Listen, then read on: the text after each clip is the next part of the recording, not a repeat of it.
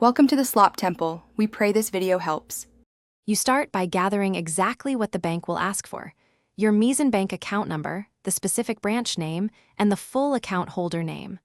Once done, open your online banking or pull a recent statement to confirm branch details. These are often printed. Make sure to note your IBAN if present, since it links to the branch. If you prefer, have ID and the transfer purpose ready.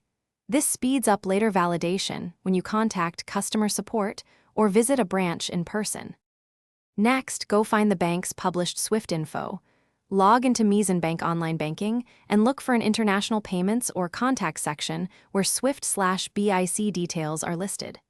If not visible, inspect a printed bank statement or check leaf and the branch letterhead. Banks often print their primary SWIFT there.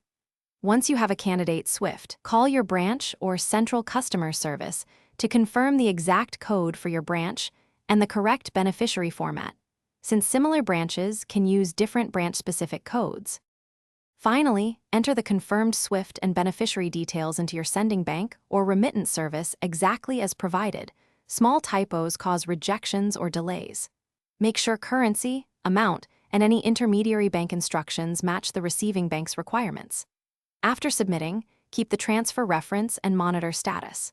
If funds are delayed or rejected, contact your Meezan Bank branch immediately with the transfer reference. Ask them to trace the payment, verify the SWIFT used, and request return or correction instructions if routing was wrong. Thanks for watching. Consider subscribing if we helped you.